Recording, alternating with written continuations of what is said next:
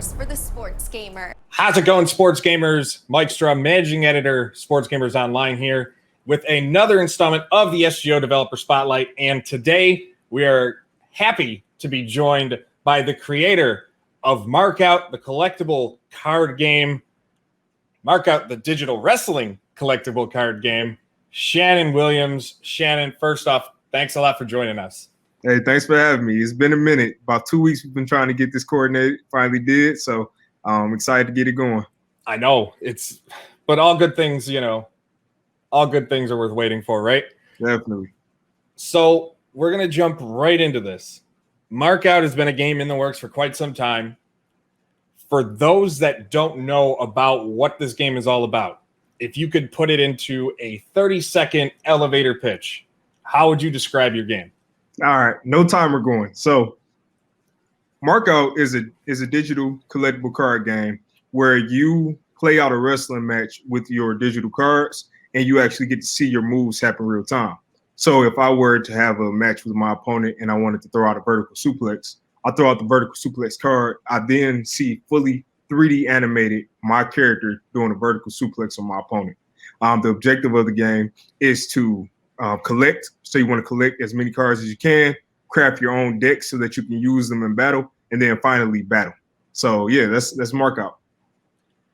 What gave you the idea to create not just a wrestling game, but go the collectible card game route in a type of game mode per se from a lot of these games, these big AAA games that seem to be controversial to some? What made you decide, you know what, I'm going to build a standalone wrestling game that focuses on just this one aspect? Multiple different reasons that I got to where I wound up with Markout. One of the biggest things I would say is I wanted to make a wrestling game since 2015.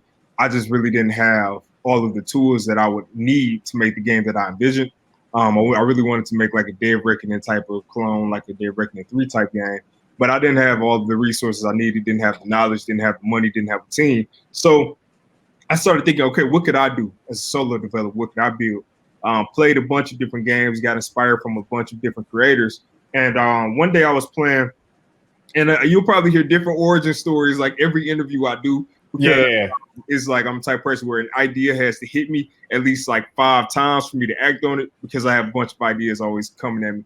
But the one I remember in this case was I was playing Animation Throwdown, which was a mobile game, and it was a mobile card game with Family Guy, American Dad, bunch of different shows like that. But it was a card game where each card was a different character with different abilities, and you throw it out and you just battle. And it was really, really simple. I would find myself just spending time playing this game, getting interested in upgrading my cards and really caring about deck management. And I was like, that would be cool if it was something like that for wrestling that's not Supercard, because I definitely had an idea for a wrestling game that was card-based, but I didn't want it to be a Supercard clone. I think, and it was that Animation Throwdown game that really helped me define what Markout would be as the card game itself. Now, as far as the animation style, different things like that, those things came over the years. So, for instance, the animation style is more like a stop motion, where you see different poses of an animation playing real time. That came from an idea I had because I wasn't really good at animation, didn't want to hire anybody to do a bunch of animation. I knew I could pose it out myself. And I was making a 3D action figure type deal where you had action figures that you could pose and keyframe, and it was going to be a substitution for your traditional stop motion animation. And I built that system, and I was like, oh, that would be cool if I implemented that with the cards and made one complete system. And yeah, that's what it wound up turning into. When you look at it, I mean, the game's going to feature over 100 different cards. Yeah. Stat tracking, player versus CPU, player versus player. When you looked at everything you wanted to add to this game, was there any moment in time you went, maybe I'm doing this, maybe I'm doing too much, maybe I should start out smaller? Or you're like, no, if I'm going to do this, I'm going all out? Well, I did. Interestingly enough, I actually feel like I'm going small right now. Yeah. I have a full list of probably 15 or so features that I'm just pushing off until the next version if the game is successful. But I definitely have had thoughts where I'm like, man, is this, if I add this, is this going too far? Is this adding too much? and I tried to strip the game down as much as I could. I took a couple features out, like I had a full create and arena mode in the game before. Yeah, and I took that out to focus more on the cards. I'm currently, as we speak, I'm working on another feature that I think will actually enhance the gameplay. So I'm focusing on that. But I would say the way I actually prioritize knowing what I wanted to put in the game and what I didn't want to put in the game was focusing on what would keep a player playing. So for me, I know that I get bored of games pretty quickly, but I like games that I can hop into that if I haven't played it in months, I can just hop into and get to playing. And I feel like Markout is going to be that game where even if you haven't played it for a minute, you get back into it, you start up a match, you have your cards, you have your decks, you know exactly how to play the game. It won't be anything where you get just swept away by the competition immediately, but you will definitely have a much better experience if you come back to it after a year. Versus had I just not done everything I did in it now, I don't think people would have been willing to come back to it after some time. You mentioned being able to come back to it if you haven't been in there, a game you can quickly jump into. Was there ever an idea of not developing this for Steam, but making it a mobile-only type of title, or was releasing it for Steam your first goal no matter what? No, 100%. It was mobile was actually my first target goal for Markout. It was actually called Spot Callers Mobile, the project, and I'm really still called that. But as I started developing, I started feeling limited. And there were things I wanted to do with the graphics and really just making the game feel how it does now, that I was having a much harder time comfortably doing that on mobile. Mobile, everything just didn't look as well and it didn't perform as well as I wanted it to. And I said, well, yeah, if I'm going to make a wrestling game, I'm going to go all out and let's just put it on Steam and do a PC and take all the limitations off. And then if this game does well enough, I definitely can see focusing on a mobile port afterwards. With this type, when I first saw the game, now Supercard's obviously a game I've played.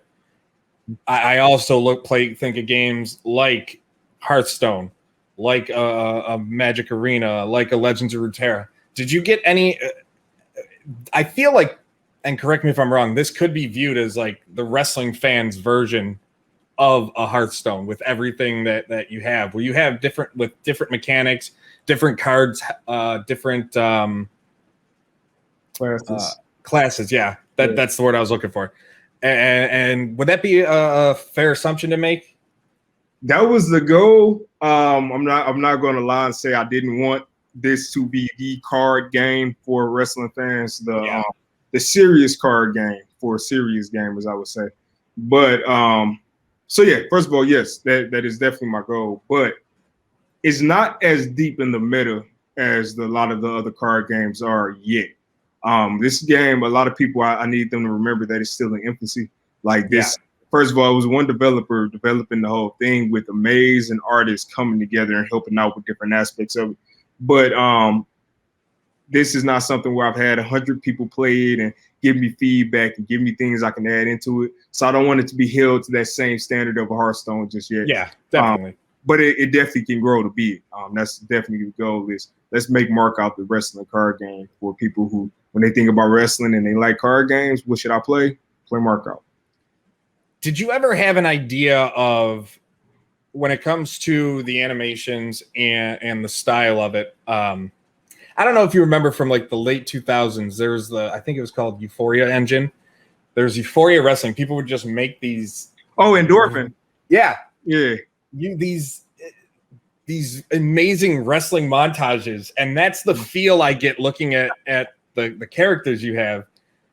Is that kind of the idea of it? Or are you are these placeholders for hopefully down the line you're going, no, we're going to add real looking people to it, or actual looking wrestlers, or for now we're just sticking with this? So I'll try to make this short and sweet, but they played a huge role in me wanting to make a wrestling game in 2015. I was always active in the creation community and different things like that, but I used to always watch the highlights of dudes jumping off balconies and just the crazy physics in it and everything.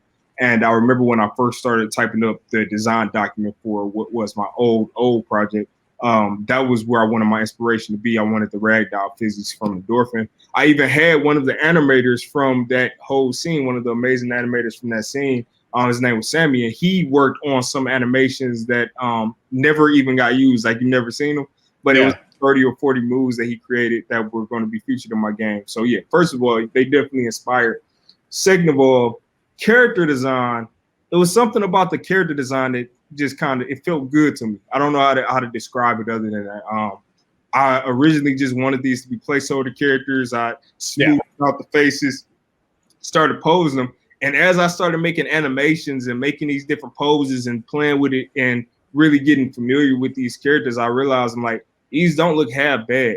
And it will stick out.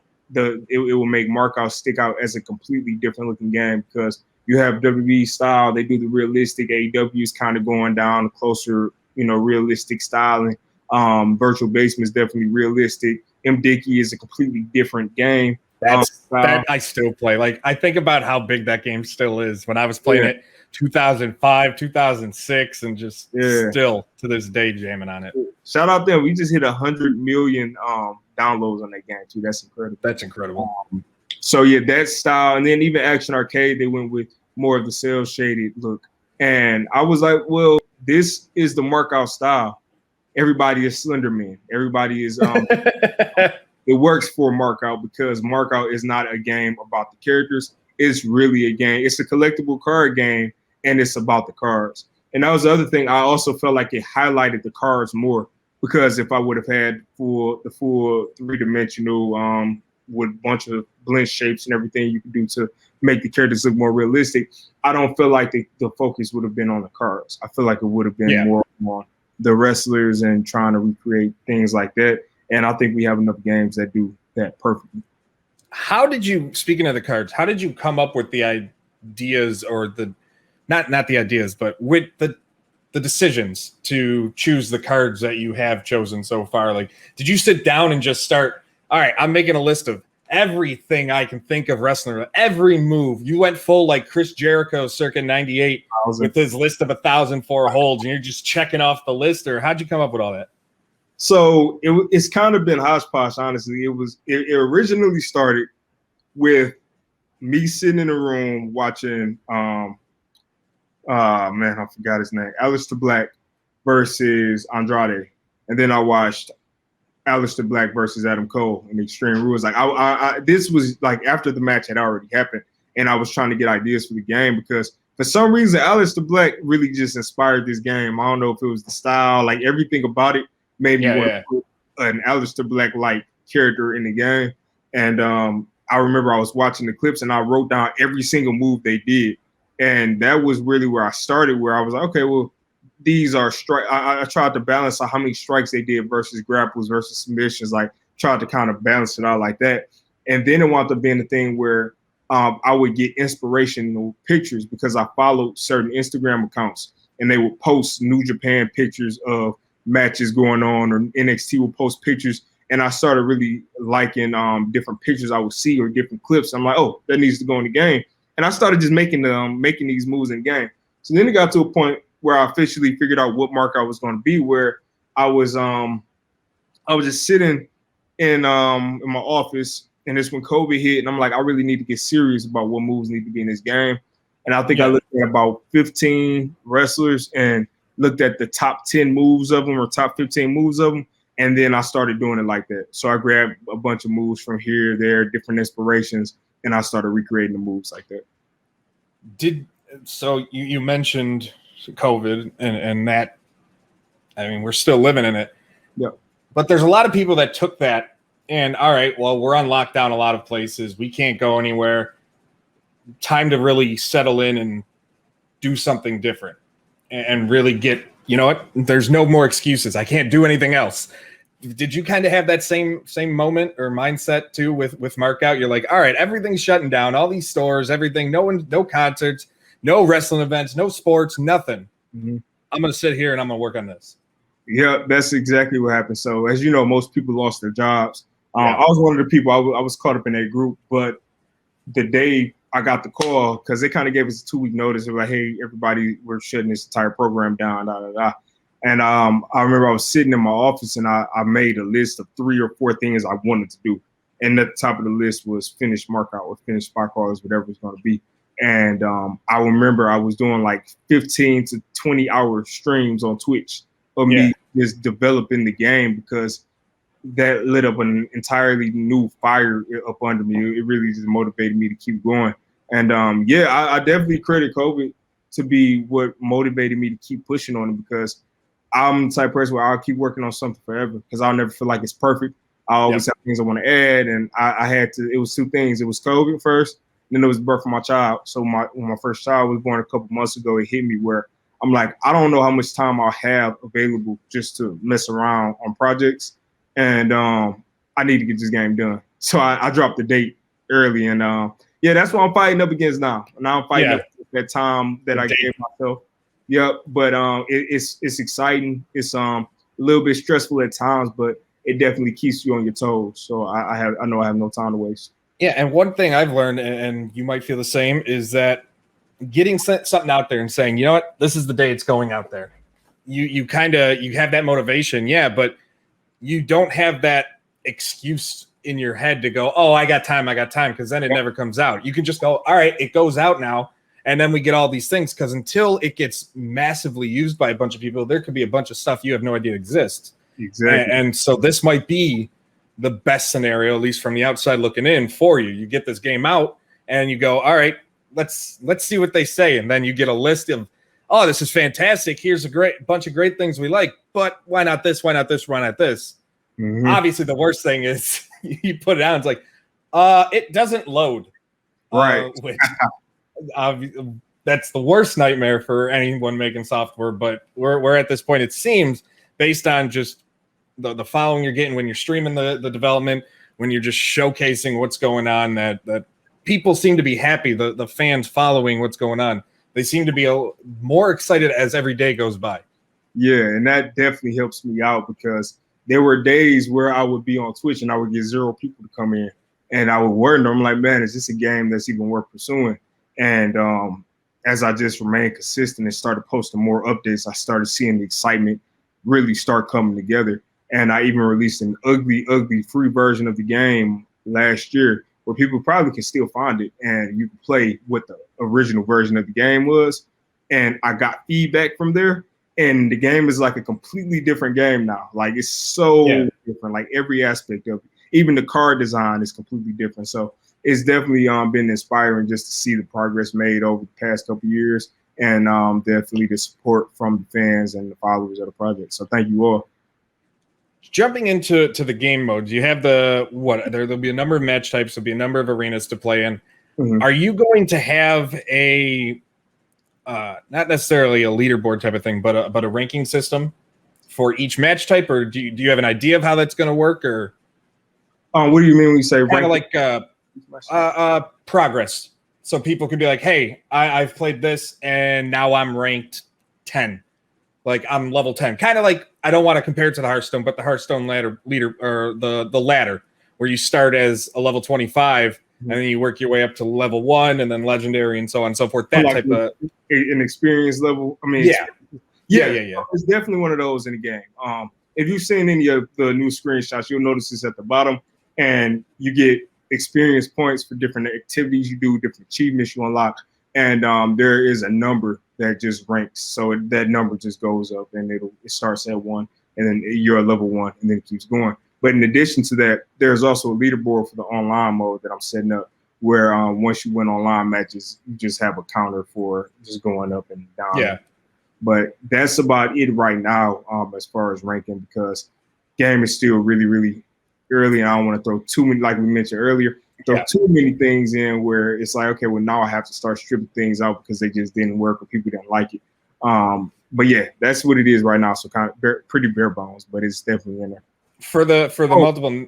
One more thing, sorry to cut you off, but I actually added this system last week where that ranking actually affects things you unlock in the game.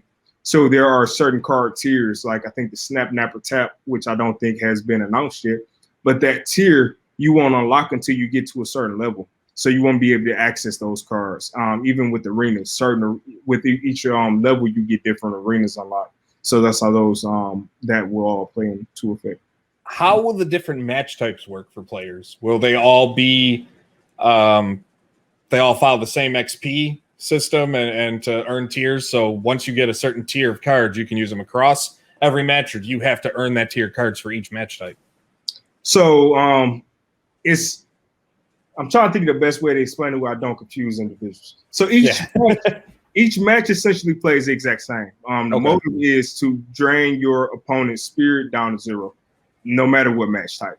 The way it interacts is a little bit different from the standpoint of you get to use different cards. So, for instance, if you're in a standard match, you can't use your steel cage cards. Like I have cards that you bash your opponent, you smash your opponent, you can't use those outside of steel cage matches because there's no cage. So you can definitely use them there. But then it adds another layer of that management in your head, because those cards will take up space if you go into that match type in that deck. So if I have 3 cage cards in my deck at all times and I go into standard matches, I'm losing 3 cards that I could fill with other cards. So it might make more sense to make a steel cage deck or different things like that. For the actual release date, the only match types that will be in will be standard, submission, and then steel cage. Those are the only 3 that have been confirmed. I have assets to make the ladder match and to make the table match, but I don't have enough cards made for it. So as we continue to go along during early access, I plan on adding those additional match types as well, especially hardcore. I made like 15 weapons that you can use, so definitely got to put that in there. So with this being a card game, I'm going to ask you the question that it was the number one question I got from everybody. Will you have to pay for the cards, or are they or do you earn them exclusively by playing the game? Yeah, you earn. So at least I can't talk on mobile because mobile might be a completely different story. Yeah, we're talking about how it stands as of now with the PC game. Yeah. So for Steam, you buy the game, and then everything that comes in that game, you get. So you don't have to pay additional to get the cards that come in the game. Now, as far as downloadable content packs that might come in the future, those you will more than likely have to pay for, because development is continuing, but I'm not continuing to get paid to continue development. So when I do continue development because I have a couple DLC packs in my head that I already can't wait to get started on. For instance, like the extreme cards, like multiple volumes of card packs that already exist. Like I think we announced the Elite pack today. So it's like an Elite Volume 2 that includes another 12 cards and a new match, a new arena and things like that. That'll be something you will pay for. But everything that's in the game right now, you get. So you get the over 100 cards, you get the over 7 arenas without having to pay any additional money for that. How?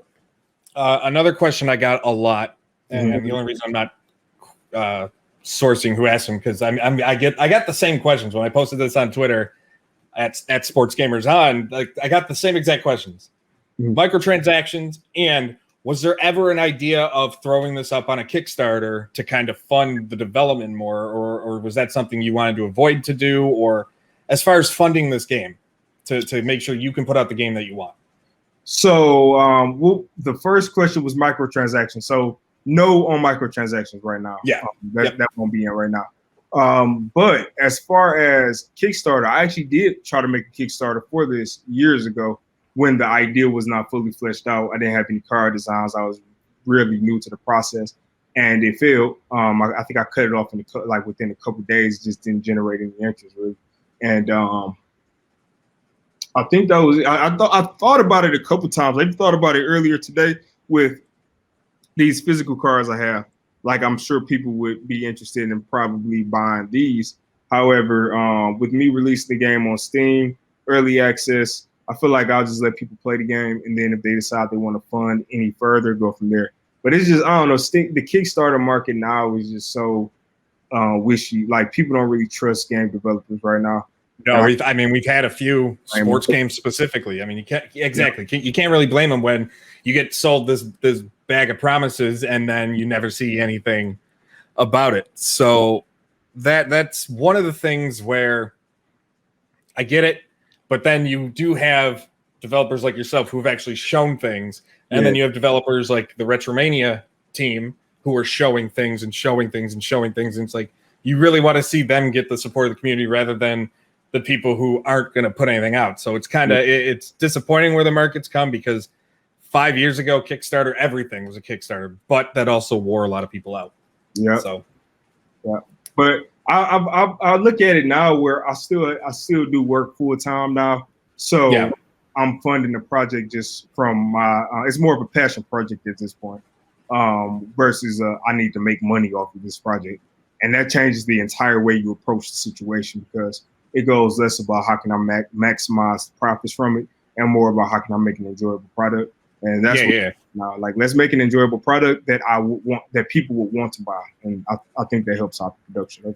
I mean, you said you had a kid a couple months ago. Just get them starting the program, right? That's I'm trying to get. I got a 2-month-old too. My wife had our second child back in May, and it's one of those, like, he can't do anything yet. These are pandemic babies. They're supposed to come out ready to go, ready to work, and it's like, no, can't. He doesn't video edit yet.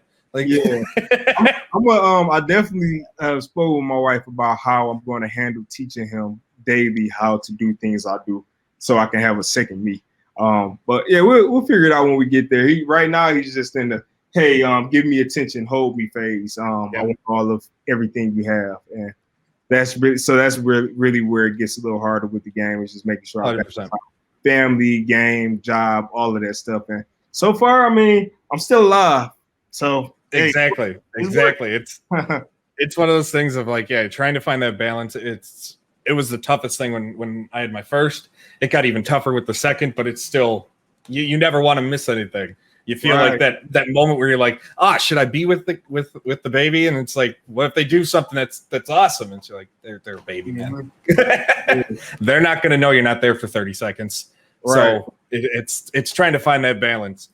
All right, we're going to move away from the game for a minute, and we're going to talk about the developer, you as a person, how getting the audience to know Shannon Williams, the man. Mm-hmm. So obviously you're a big wrestling fan if you're making a wrestling game. Yeah. I'm gonna put you on the spot. AEW or WWE? WWE. Oh, I'm disappointed in you. Yeah, I'm honestly, I'm so indecisive. Like, if you would have given me another choice, I probably would have chosen them. But I've just always been a fan of WWE growing up, and they've had many more moments in my life so far. And AEW has not really had any moment where I'm like, that was, I'll remember that for the rest of my life here. Just because they're new and hot, I won't give them the edge, but you never know. You got to see, because this is the thing. If you're talking about roster, now that WWE is releasing all of these different wrestlers and you got everybody jumping over, things might shift. But just as of right now, WWE. I don't know. I'm looking forward to September when Braun Strowman shows up in AEW as Bob Roman or something. Like, I hope they don't go the TNA route. I really hope they don't become that TNA 2.0 deal with. I don't think so. That's the thing.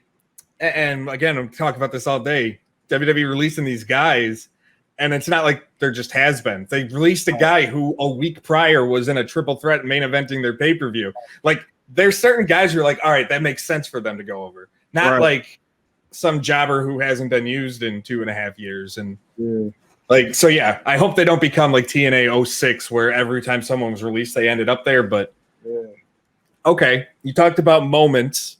What was your favorite wrestling moment? Okay, good question. I'm gonna go most recent. Bobby Lashley winning the WWE Championship. Honestly, that was, out of my entire life of watching wrestling, we've never had a black world champion on Raw. The main champion. Even when Mark Henry was running roughshod, that was SmackDown. Booker T, that was SmackDown. I didn't grow up during the era of The Rock, so I grew up during like Batista and Cena during that progression phase. So that was the biggest moment for me, because even as a grown man, I'm not as connected with wrestling as I was as a child. I used to enjoy it. Now it's more of just enjoying the stories behind the scenes. Like, just wrestlers get shots who I've known have been working for years and years and years.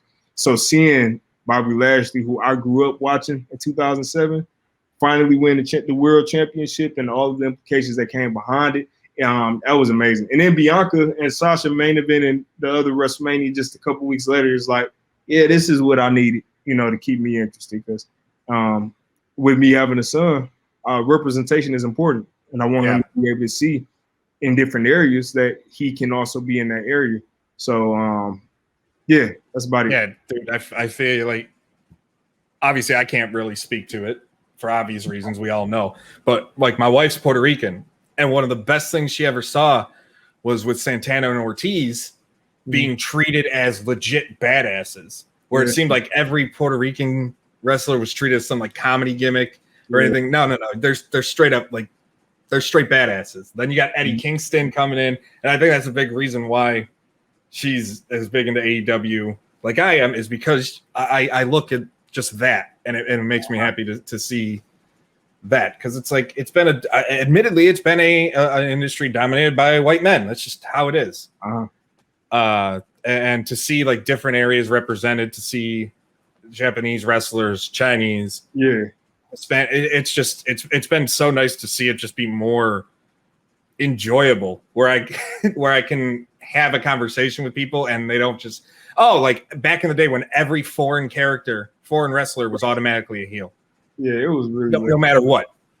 You're not from the US, you're a bad guy. That's not how that works. Or a comedy gimmick. Yeah, it's not how that works anymore. Yeah. So it's nice to see, like, from an outsider's perspective, where I can't really speak on how everything is. Yeah. All right, away from wrestling, Mm-hmm. Favorite sports team? We get these questions all the time. Favorite sports team, favorite sport? Oh, man. So me playing the sport would be football. I just love playing football. But watching the sport, it had to be basketball. And as far as team, I've never been a team follower. I always follow players, like the superstars. So LeBron, he came up the same time I started watching the NBA. So I've been watching him. So any team LeBron's basically on. So the Lakers are definitely my team, even though they're out. But I'm an underdog rooter now. So anytime it's like teams that are left in the playoffs and it's not my team, I always root for the worst team or the least, choosable team. So the Atlanta, I can't talk. I'm hot too. Like, it's just got hot in here. The Atlanta Hawks and Trae Young going crazy. That's something I'm enjoying, because it's just seeing little Trae Young, who I remember him watching his tapes in college where people were like, yeah, it's going to be the next Steph Curry and everything. Actually seeing him take that step this year and take a team that nobody thought would make it past the first round, taking them beating, first of all, going crazy in Madison Square Garden. Let's not talk about that. I'm a Knicks fan. I don't want to talk about it. Oh, man. Yeah. Oh, man. So he's your heel. Oh, my God. Without a doubt. So watching him go crazy, honestly, it's just been, entertaining, because he's a character. And I enjoy watching characters and people with personalities. So definitely the Atlanta Hawks right now as far as teams left in. Yeah. What's nuts is there's one stat I saw, and if the Lakers or the Clippers somehow manage to come back on the Suns, which there's no way, that team is just so good. If they somehow make it to the finals and Atlanta makes it to the finals, it'll be a matchup of two basketball teams that started out in Buffalo, which is where I live, and it'd be really nuts to see. And I'm just like, you know what? Can I just please have an NBA team here? Please? You'd think I'd be a Raptors fan living so close, but no, Knicks all day. That was always my team, and I'm just like, I got to the playoffs. This was a happy season for me. So yeah, they did good. Honestly, I don't know what's in the water in Atlanta right now. They beat the Sixers. Yeah, but Sixers, they're turning into the team that chokes every year. They're turning into the Bengals of the NBA, where they make the playoffs and then they just fall apart immediately. Yeah, I'm definitely seeing it. But yeah, that's it for me for sports teams. That's really all I watch. I used to watch football, but being a Lions fan, watching football, because I was from Michigan originally. Yeah, it's depressing. It's very depressing. So I was a big fan of the Arizona Cardinals before they got good. Now I feel like I'll be a bandwagon fan, but Tyrann Mathieu, who is the safety, who was a beast at LSU. And when I used to play football, that's who I used to model a lot of my game after, was him. So him going and becoming a crazy, all-star on the Cardinals and then winning championships now is just like, yeah, that's dope to see. All right. We're going to wrap this up with anything you want people to know about Mark Out. Where can they find as much information as possible for anybody looking to show support, get their hands on the game or anything like that? Definitely. So if you are looking to support Mark Out, which is an experience that I've been building for the past few years, and I can't wait for you all to check it out. Make sure you go to markoutwrestling.com. On there, you will actually see all of the announced tiers for the game so far. Tiers are just where the groups that the cards will fit into. You'll also be able to see exclusive screenshots of the game that I haven't released anywhere else, as well as on the bottom, you'll see a countdown for the Steam release date. So it will be released on Steam Early Access August 26, 2021, as long as everything goes how I have it planned to go. And you can actually wish list the game right this second. So if you go to markoutwrestling.com, go to the bottom, hit the Steam button that says wish list, and you'll add it to your wish list on Steam so that you'll stay up to date whenever the game does release. Thank you, Mike, for taking the time to go ahead and meet with me. I thank you all for the support in the past, present, and possibly in the future. And I hope you all have a great day. And you can follow the YouTube video. Hey, it's perfect. And be sure to follow Mark Out, the digital wrestling collectible card game, on Twitter, Mark Out CCG. Yeah. That's where they post everything. That's where I found them. That's where I've been following everything. Until next time, this has been the SGO Developer Spotlight. Make sure you leave a like on this video. Subscribe to Sports Gamers Online for more exclusive interviews with some of the best up-and-coming independent sports gaming developers. And until next time, we're out.